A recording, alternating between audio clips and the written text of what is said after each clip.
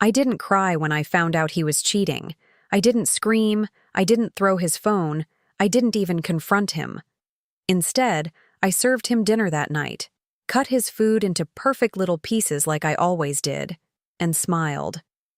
While he ate it, because by then I already knew exactly how I was going to break him. Not loudly, not violently, but in a way that would crawl under his skin.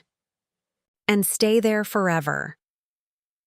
If you've ever been betrayed by someone you trusted, if you've ever felt used, underestimated, or completely invisible in your own relationship, then this story is going to stay with you, so make sure you like this video, subscribe, and stick till the end, because this isn't just revenge. This is the kind of quiet, calculated payback that hits deeper than anything loud ever could. I used to believe love meant adapting, bending, reshaping parts of yourself so the other person could feel safe. I thought that's what commitment looked like, and in the beginning, it didn't feel like a sacrifice. It felt like care, like I was doing something meaningful for someone who needed me. But the truth is, when you slowly erase your own needs to accommodate someone else, you don't notice the damage right away. It happens quietly, gradually, until one day, you look at your life and realize none of it feels like yours anymore. The first time I noticed something was different about him, we were standing in the kitchen together. It was such a normal moment. I was cutting vegetables, the rhythmic sound of the knife hitting the board filling the room. When suddenly I felt this strange shift behind me. I turned around and saw him frozen, completely still. His face had gone pale, his eyes locked onto the knife in my hand like it was something dangerous, something alive. His breathing was uneven, shallow, almost panicked. "Can you put that down?" he said, his voice trembling in a way that didn't match the situation at all. At first, I thought he was joking. I even smiled a little, waiting for him to laugh it off. But he didn't. If anything, he looked worse. That's when I realized. This wasn't discomfort. This wasn't preference. This was fear. Real, consuming fear. That night, he told me everything. How sharp objects made his skin crawl. How cutting things, especially raw meat, triggered something dark in his mind. He called them scary thoughts, but he never fully explained what that meant. And I didn't push him. I didn't question it. I just accepted it. And that's where everything started to change. Because from that day on, I adjusted my entire life around something that wasn't mine to carry.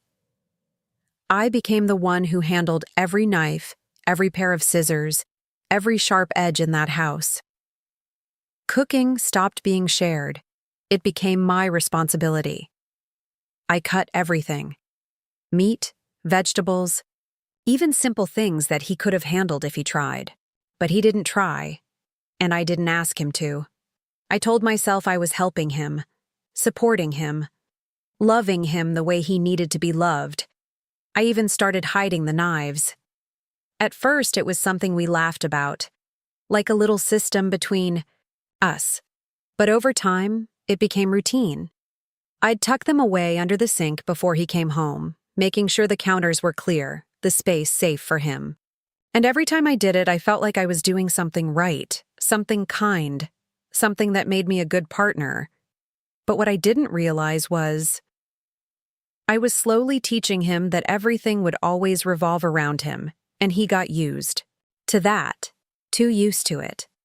Because while I was restructuring my entire world to make him comfortable, he wasn't doing the same for me, not even close. At first, it showed up in small ways. The way he dismissed my concerns, the way he'd interrupt me mid-sentence or brush off things that mattered to me like they were nothing. "You're overthinking," he'd say. Or, "It's not that serious." And eventually, the worst one, "You're too emotional." It's strange how powerful those words can be, how they make you question yourself, your reactions, your instincts. I started second-guessing everything. Was I overreacting? Was I making problems out of nothing? Was I the difficult one? And the more I questioned myself, the quieter I became. I stopped bringing things up, stopped asking for more, stopped expecting anything at all, because it felt easier than arguing, because I had a child watching all of this, absorbing it, learning from it, and I told myself I was keeping the peace.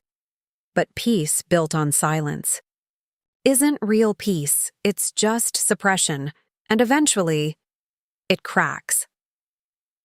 For a while, things stayed in that uncomfortable balance. Not good, not terrible, just manageable. But then slowly, something shifted. The kind of shift you feel before you can explain it. He started coming home later than usual. At first, it was small delays, 30 minutes, an hour. Then it became regular, predictable. His phone became an extension of his hand, always face down, always locked, always just out of reach. And every time I noticed, every time that tight feeling crept into my chest, I pushed it down. I told myself I was imagining things, that I was letting insecurity get the best of me, because admitting the truth, even to myself, felt like opening a door I wasn't ready to walk through. But no matter how much you ignore it, your intuition doesn't just disappear. It waits. And then one day, it forces you to see. It happened on the most ordinary afternoon, the kind of day you don't expect anything to go wrong. He had left his phone on the kitchen counter. That alone was unusual. He never did that. Not anymore. It was always in his pocket, always within reach. But that day, it was just sitting there. Silent. Exposed. I wasn't trying to snoop. At least that's what I told myself. I was just passing by when the screen lit up. A message, a name I didn't recognize, and a preview. Just a few words, but enough to make everything inside me drop. I miss last night already. It's strange how time slows down in moments like that. How your body reacts before your mind can catch up. My hands went cold. My chest tightened so hard it actually hurt. And for a second, I couldn't move, couldn't think, couldn't even breathe properly. Because in that one sentence, every doubt I had buried, every suspicion I had ignored, came rushing back all at once, and still. I hesitated. Because seeing something like that, it's not just about the betrayal. It's about what comes after. The decisions. The consequences. The reality you can't undo once you fully face it. But I needed to know. Not for him. For me.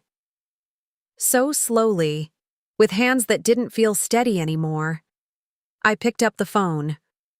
My reflection stared back at me from the screen for a second before it unlocked. And when it did, everything changed. The messages weren't just casual. They weren't harmless. They were intimate, detailed, personal in a way that made my stomach turn. Conversations that went back weeks, maybe longer. Jokes, plans, pictures. Things he hadn't shared with me in months, maybe years. And the Yachi worst part wasn't even what he said to her. It was what he said about me. She doesn't notice anything. She's too busy taking care of my stuff. It's easy. Easy. That word stayed with me. Because to him, I wasn't a partner. I was convenience. And in that moment, something inside me didn't just break. It went quiet. Completely, terrifyingly quiet. No tears, no anger. Just a kind of clarity I had never felt before.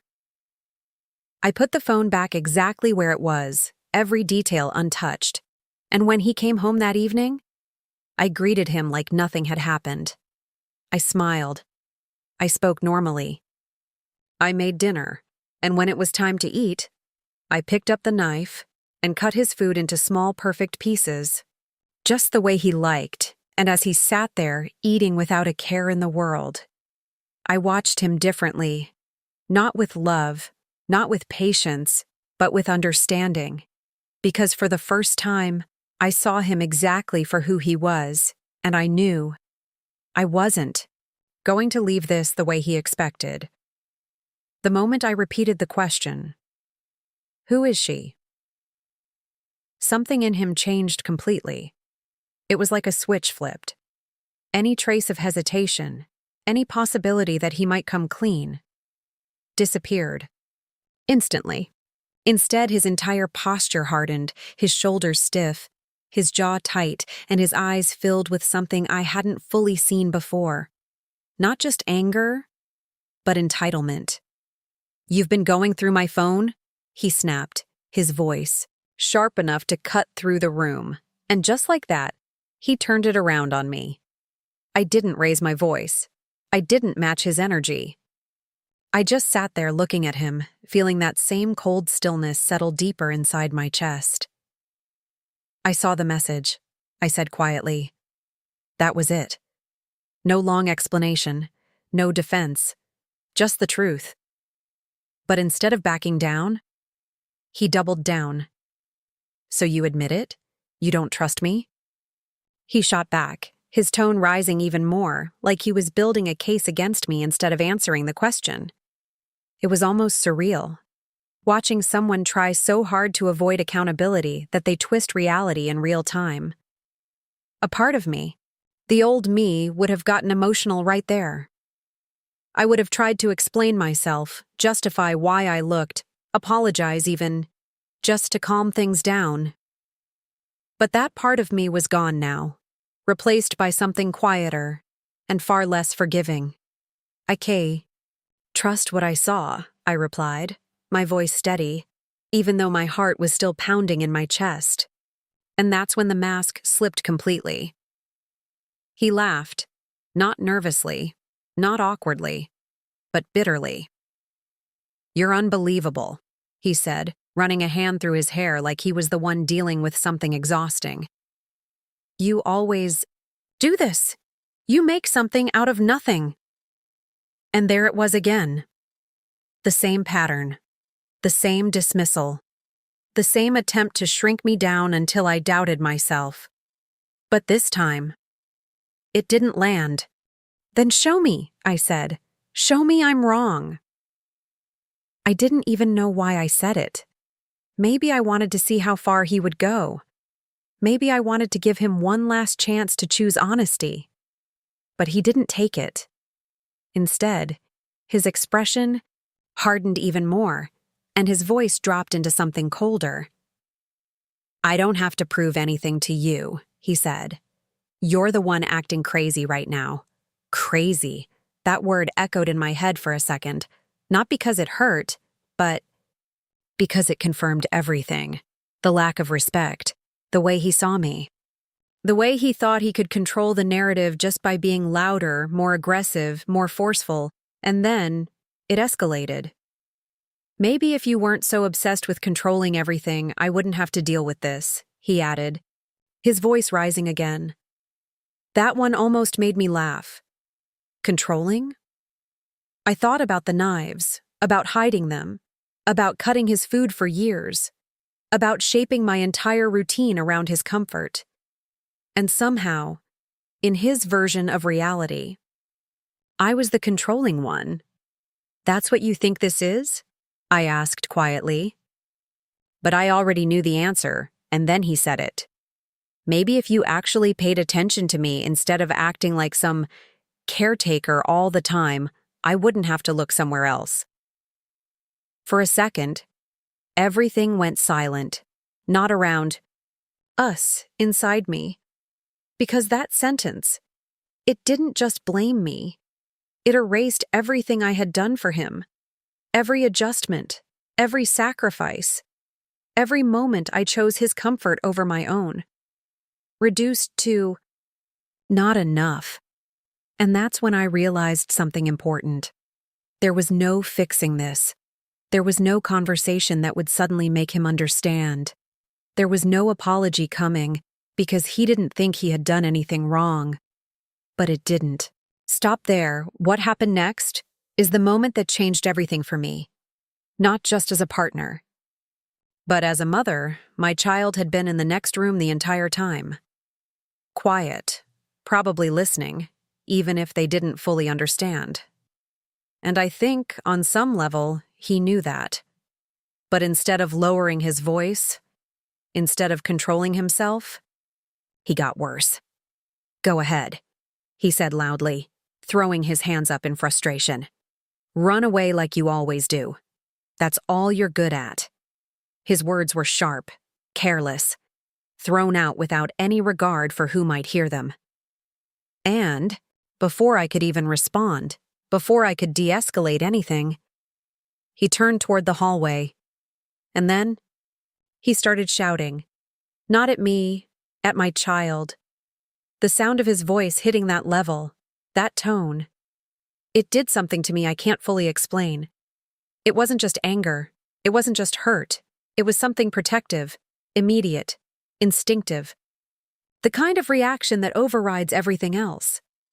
"Don't you walk away when I'm talking," he yelled, his voice echoing through the house.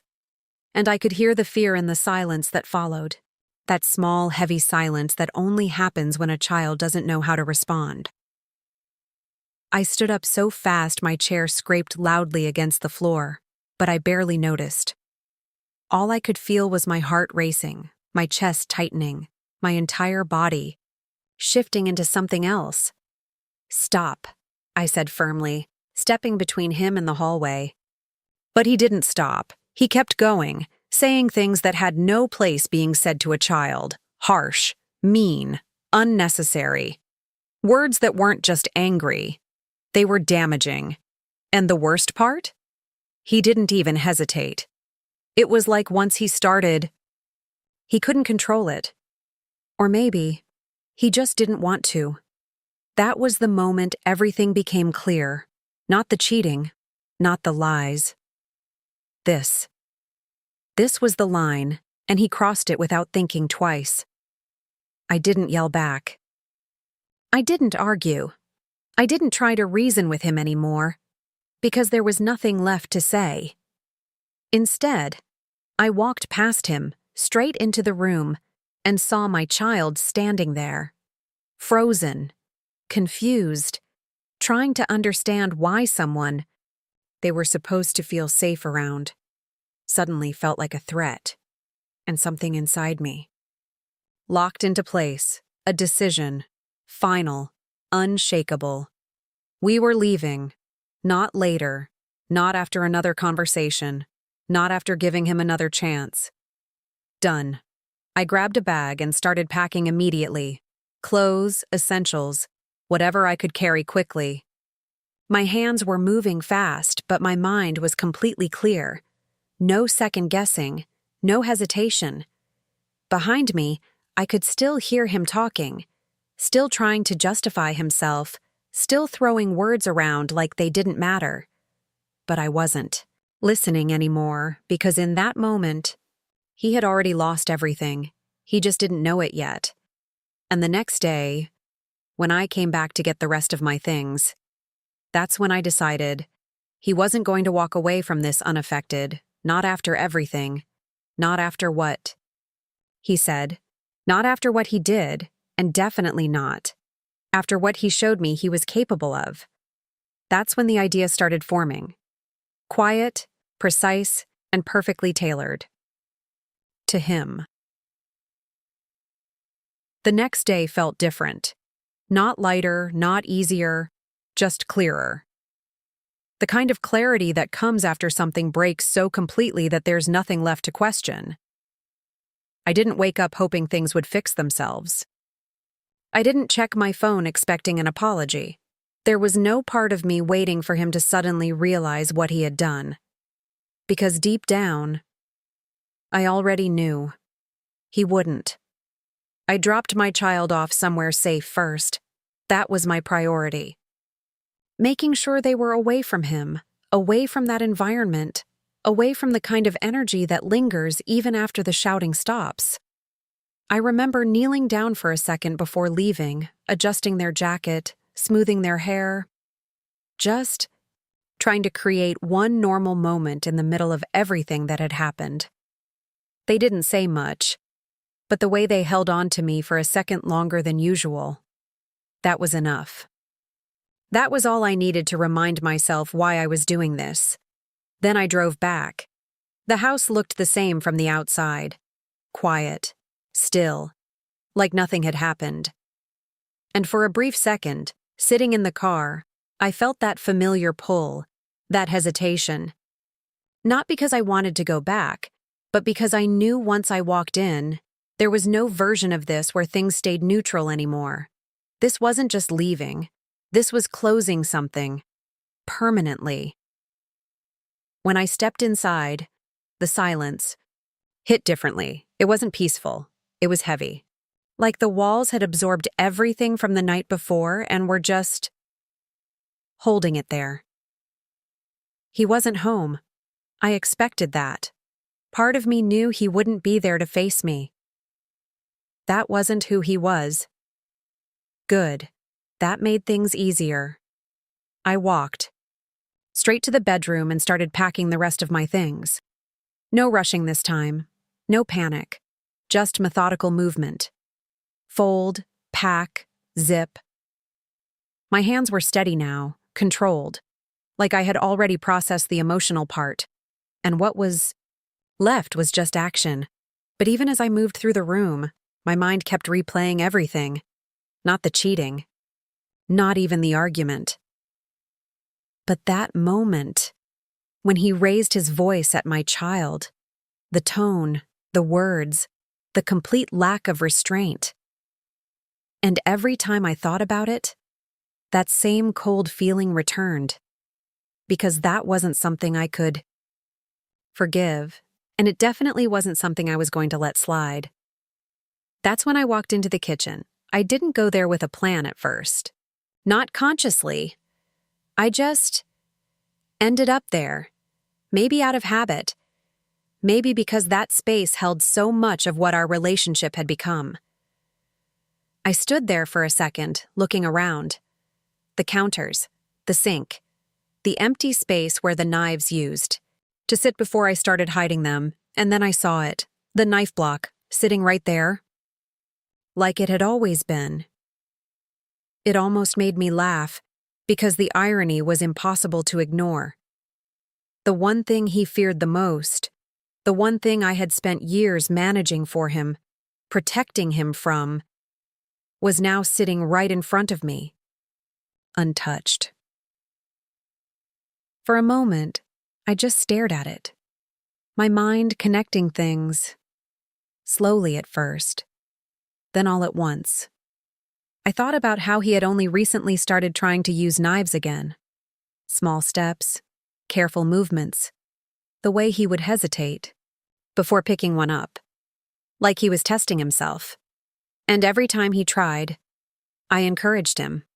I made it easier. I adjusted around him like always, and then I thought about the messages. She doesn't notice anything. It's easy, easy. That word came back again, and suddenly, something clicked. Not out of anger, not out of impulse, but out of understanding. If everything I had done for him was easy, then maybe it was time for him to feel what it was like when things weren't. I walked over to the sink and opened the cabinet underneath. My hand moved automatically, reaching for the place where I had hidden the knives for so long. And there, they were, exactly where I had left them. Safe, tucked away, controlled. I pulled them out slowly, one by one, placing them on the counter. The metal caught the light in a way that felt different now. Not threatening, not uncomfortable. Just tools. Tools I had used for years, tools he had avoided, tools that now meant something else entirely. I picked one up, turning it slightly in my hand, feeling the weight of it. And for a brief second, I remembered all the times I had stood in this exact spot, cutting food for him, adjusting my movements so he wouldn't have to feel uncomfortable. The care, the patience, the quiet effort that went unnoticed, and then I remembered his voice, the way he shouted, the way he spoke about me, the way he looked at me like I was the problem, and just like that, any hesitation I might have had disappeared. I didn't rush. That's the part that matters. This wasn't emotional. This was deliberate. I gathered the knives and walked toward the patio. Each step felt steady, measured, like I had already decided what this meant, and there was no going back from it. When I stepped, outside the air felt different, cooler, quieter, the kind of stillness that makes every small sound stand out. I looked down at the concrete floor, then back at the blade in my hand, and for a second, I just stood there, not questioning it, just acknowledging it. Because this wasn't about hurting him physically. It was never about that. This was about something deeper, something he would feel every single time he tried to move forward, every time he thought he had control again, every time he reached for something he once feared and thought he had finally overcome. I lifted the knife slightly, and then tap. The sound was sharper than I expected. Metal against concrete. A small impact, but enough. I paused for a second, looking at the edge. Then again, tap. This time harder. A small nick appeared along the blade, and something inside me settled. Not satisfaction, not joy, just balance. I continued, slowly, repeatedly, each tap controlled, intentional. Not enough to break the knife, just enough to ruin it, to take something that was once smooth, precise, reliable, and turn it into something uneven, frustrating, uncomfortable to use, something that would never feel right again. By the time I was done, every single knife had changed, not destroyed, just altered, like trust, like respect, like everything he had taken for granted. I stood there for a moment, looking at what I had done. The blades weren't useless, but they weren't right anymore, either. And that was the point. Because now, every time he picked one up, every time he tried to use it, he would feel it. The resistance, the roughness, the lack of control, a constant reminder, not of me, but of what he lost. I gathered them back up, carried them inside, and placed them neatly back into the block. Exactly where they belonged, like nothing had happened, but everything had changed. Then, I picked up my bags, took one last look around the house, and walked out. No note, no message, no explanation, because he didn't deserve one, and honestly, he wouldn't understand it anyway. I didn't hear from him that day. Not a call, not a message, not even something passive-aggressive trying to pull me back into an argument. And honestly, that didn't surprise me. He was the kind of person who only showed up when he felt in control. When things shifted, when the situation didn't revolve around him anymore, he disappeared. But silence like that doesn't last forever. Especially not when someone like him realizes something has been taken away. It happened the next evening.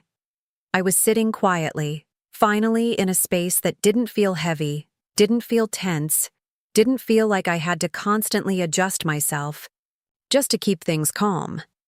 My child was in the other room, safe, relaxed in a way I hadn't seen in a long time, and for the first time in what felt like forever, I could actually hear my own thoughts without interruption. No criticism. No occasion, no underlying pressure to keep everything together. Then my phone rang. I looked at the screen, and there it was. His name. For a second, I just stared at it. Not with fear, not with anxiety, just curiosity, because I already knew this wasn't going to be an apology. People like him don't call to take responsibility. They call when something affects them. I let it ring once more, then answered. I didn't say anything at first. I just waited. And he didn't greet me either. What did you do? His voice came through immediately, sharp, irritated, but underneath that, something else. Frustration, real frustration. The kind that comes when something isn't working the way it's supposed to. I leaned back slightly, my grip on the phone, relaxed. What are you talking about? I replied calmly, and I meant it. Not as a lie, but as a mirror. Because suddenly, he was the one questioning his own reality. The knives, he snapped. What did you do to them? There it was, straight to the point. No pretending this time, no gaslighting, just pure annoyance. For a brief second, I closed my eyes, not out of stress, but because hearing that confirmed everything. He noticed. Of course he did. Someone like him, who had just started building comfort around something he feared for so long, would notice immediately when that control was taken away again. I packed my things and left, I said simply. That's what I did. Don't play games with me, he shot back quickly, his voice rising. Every single knife is messed up. They're dull, they're chipped. I can't even use them properly. What the hell is wrong with you? And there it was again. That shift. Not concern, not confusion, anger, directed at me. Because something in his life wasn't convenient anymore. I didn't respond right away. I let the silence sit there for a second. Let him feel it. Let him stay in that discomfort just a little longer. Then I spoke. Maybe you should be more careful with things that matter, I said quietly. There was a pause, a real one this time, not because he didn't hear me, but because he understood exactly what I meant. You did that on purpose? He asked, his voice lower now, but tighter. Controlled anger, the kind that tries to stay composed but is already slipping. I exhaled slowly, keeping my tone even. I did a lot of things on purpose in that relationship, I said. For years. Another silence, and I could almost picture him standing there. Phone in hand, looking at those knives, running his fingers along the uneven edges, feeling that resistance every time he tried to use them, the frustration building, the loss of control settling in. You're insane, he muttered finally, but it didn't land the same way it used to. There was no power behind it anymore. No effect. No, I replied softly. I just stopped making things easy for you. That hit. I could feel it through the silence on the other end. Because that was the truth he didn't want to face. It was never about the knives. It was about what they represented. The care I gave, the adjustments I made, the effort I put in without expecting anything back. And now, that was gone. You think this is funny? He said after a moment, trying to regain control of the conversation. You think ruining my stuff is some kind of revenge? His voice was sharper again, but underneath it, there was something else now. Discomfort. Because for the first time, he couldn't twist this into something else. He couldn't gaslight his way out of it. He couldn't pretend it didn't affect him. I didn't ruin anything, I said, calmly. They still work, right? And I knew they did. Just not the way he wanted them to. Not smoothly, not comfortably, not without effort. That's not the point, he snapped. Exactly, that wasn't the point. And that's when I realized he was finally feeling it. Not the betrayal, not the emotional damage, but the inconvenience, the disruption. The loss of something he relied on without appreciating it. And strangely, That was enough. Because people like him don't understand emotional pain the way others do. But they understand discomfort. They understand frustration. They understand what it feels like when something they depend on stops working the way it used to. I have nothing else to say to you, I told him, my voice steady, unaffected. And for the first time during that call, I meant it completely. There was nothing left to explain, nothing left to argue, nothing left to fix. "You're really just going to walk away like this?" he asked, but now his voice sounded different. Less aggressive, less certain, like something was slipping. "I already did," I replied, and then I hung up. No hesitation, no second thoughts, just silence.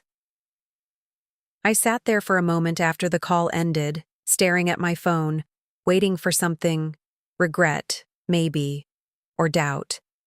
But it didn't come. Instead, there was something else. Relief. Not loud, not overwhelming, just quiet, the kind that settles in slowly. When you finally step out of something that was draining you for longer than you realized. And somewhere, in that house I had just left behind, he was standing in a kitchen that no longer worked the way it used to, holding something familiar that now felt wrong in his hands. Something that reminded him, every single time he tried to use it, that control isn't permanent, that comfort isn't guaranteed, and that sometimes the smallest changes are the hardest to live with. The strange thing about walking away from something like that is that the silence afterward doesn't feel empty. It feels earned. At first, it's unfamiliar.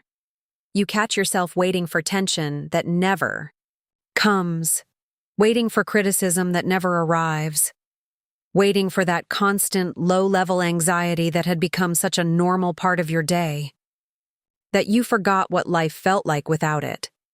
And then slowly, you start to realize, this is what peace actually feels like. Not perfect, not dramatic, just steady. The days that followed weren't emotional in the way people expect. I didn't break down. I didn't sit there replaying every moment, wondering what I could have done differently. Because deep down, I already knew the answer to that. There wasn't anything I could have done differently, except leave sooner. And that realization didn't come with guilt. It came with acceptance. I focused on rebuilding something simple. Routine, stability, small things that felt normal again. Cooking without thinking about someone else's fear. Leaving things where they belonged. Not adjusting every movement, every decision, every word just to avoid triggering someone else's reaction. And it's funny how something as small as that can feel so big when you've spent so long living the opposite way. My child changed too, not overnight, but noticeably. There was a lightness there again, the kind that only exists when a child feels safe, truly safe. No raised voices, no tension in the air, no unpredictable outbursts that make them second-guess their own space. And every time I saw that, every time I noticed that shift, it reminded me that I didn't just make the right decision. I made the necessary one. As for him, I didn't hear much after that call. A few messages at first, some angry, some defensive, a couple that almost sounded like he was trying to pull me back into a conversation. But I didn't respond. Not because I was trying to prove a point, but because there was nothing left to say. I had already said everything I needed to, just not in the way he expected. And that's the thing about what I did. It wasn't loud. It wasn't explosive. It didn't leave behind a scene or a story he could twist to make himself the victim. It left behind something much harder to ignore. A feeling, a disruption, a constant reminder that something in his world had changed. And it wasn't going back, because every time he reaches for those knives, every time he tries to cut something, he's going to feel it. that slight resistance, that uneven edge, that frustration that builds when something should work, but doesn't quite. And maybe, just maybe, in those small moments, he'll understand a fraction of what it feels like to give everything to someone, only for it to be taken for granted. Or maybe he won't. And honestly, that doesn't matter anymore. Because closure isn't something he gets to give me. It's something I took back for myself. What I did wasn't about destroying him. It wasn't about revenge in the dramatic, cinematic sense people imagine. It was about balance, about taking something that was always one-sided and shifting it. Just enough.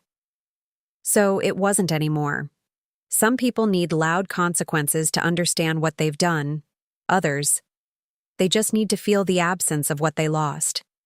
And in his case, that absence is going to sit right there, on his kitchen counter, every single day, unavoidable, uncomfortable, unfixable, at least not easily. And for me, I didn't walk away feeling victorious. I walked away feeling free. And sometimes, that's the most satisfying outcome of all. If this story stuck with you, if you felt that quiet kind of justice, then hit that like button and let me know. In the comments, do you think subtle revenge hits harder than loud revenge? And if you want more real, intense stories like this, make sure you subscribe, because the next one might be even more satisfying.